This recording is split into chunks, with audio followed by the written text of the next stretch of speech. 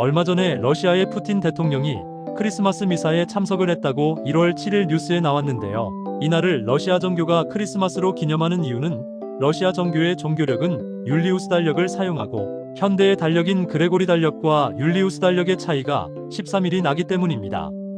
하지만 러시아의 일상은 그레고리 달력을 지킵니다.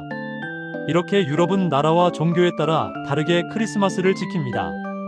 반면에 유대인들은 기독교인들과 달리 크리스마스에 무엇을 하며 지낼까요? 근대 역사를 보면 동유럽과 서유럽의 유대인들은 다른 모습을 보여줍니다.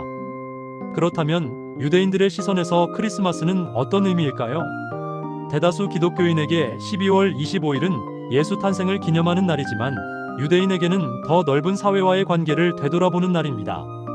일부 유대인들은 크리스마스 축제를 받아들였고 어떤 이들은 크리스마스의 의식과 상징을 단호히 거부했습니다.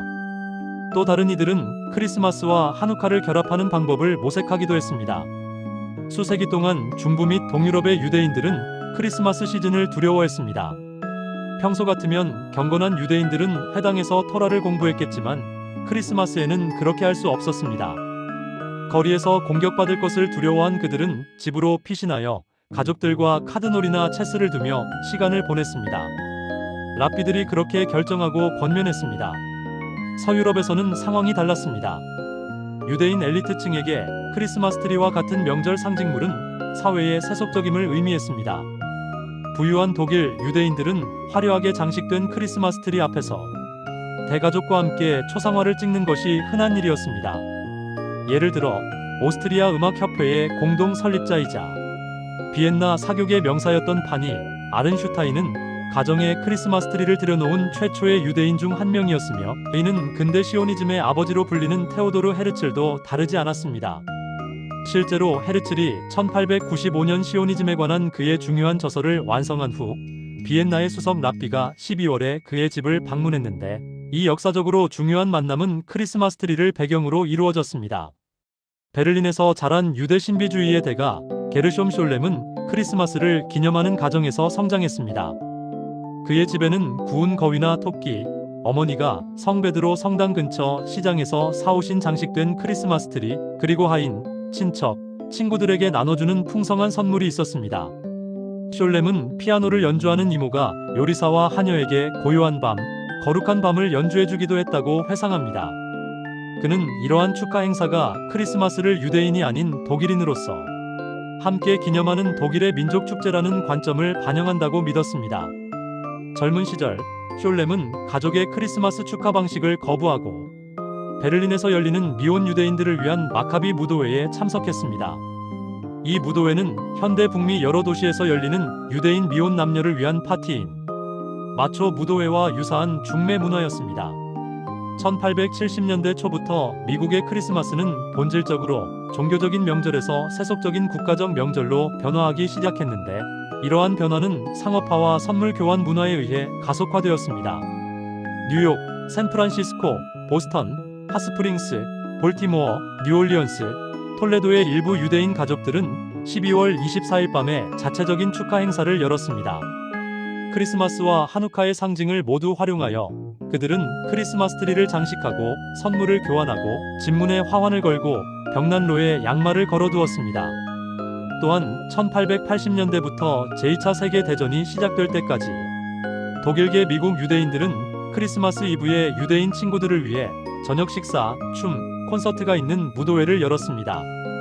종교적 요소는 배제하고 크리스마스 분위기만 공유하던 유대인들은 크리스마스 장식품들을 선별적으로 차용하여 화환, 리스, 상록수 가지와 같은 장식들을 하누카에 적용함으로써 축제 분위기를 연출했습니다.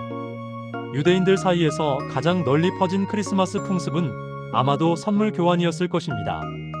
예를 들어 1931년에 출간된 실용적인 지침서 모든 유대인 여성이 알아야 할 것에는 다음과 같은 조언이 포함되어 있습니다. 하누카 축제를 기념하여 선물을 주고받는 것은 유대교의 유서 깊은 전통입니다. 선물을 아낌없이 주는 것이 가장 적절한 시기가 있다면 바로 하누카일 것입니다. 유대인 아이들에게 하누카 선물을 잔뜩 주는 것은 어쩌면 원시적일지 모르지만 기독교 아이들의 크리스마스에 대한 질투심으로부터 그들을 보호하는 가장 효과적인 방법일 수 있습니다. 크리스마스 전통을 받아들인 유대인들에게는 어떤 결과가 초래되었을까요? 1950년대부터 미국의 유대인 사회학자들은 여러 연구를 진행했습니다. 임상 심리학자이자 랍비인 밀턴 매치는 1958년 시카고 남부 지역에 거주하는 2세대 이민자, 개혁파 유대인들을 대상으로 한 연구에서 2세대 부모들은 유대인 자녀가 미국적인 정체성과 유대인으로서의 민족적 정체성 사이의 모순을 해소하기 위해 크리스마스 트리가 필요할 수 있다는데 종종 동의한다는 사실을 밝혀냈습니다. 매치의 연구는 또한 3세대 구성원들이 다른 집단의 종교적 상징을 받아들이는데 내재된 모순을 점점 더 인식하게 되었고 결국 크리스마스 트리를 포기하고 미국 사회에 동화되는 다른 방식을 찾게 된다는 것을 보여주었습니다. 실제로 1993년 스탠퍼드 대학교의 연구는 매치의 연구 결과를 입증하며 대다수의 미국 유대인들이 더 이상 크리스마스 트리를 장식하지 않는다는 사실을 보여주었습니다. 모든 구성원이 유대인 가정의 82%는 크리스마스 트리를 한 번도 장식한 적이 없었습니다.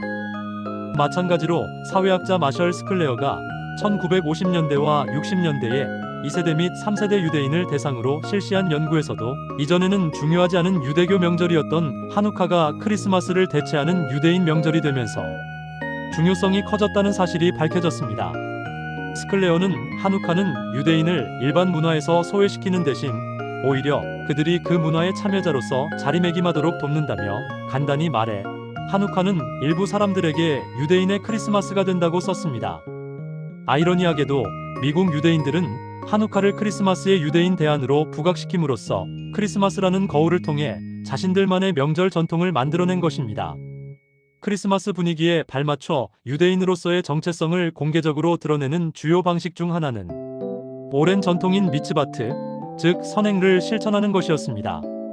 미츠바트는 기독교인 이웃들도 크리스마스 정신에 따라 행해야 할 것으로 기대되는 자선 행위를 의미합니다.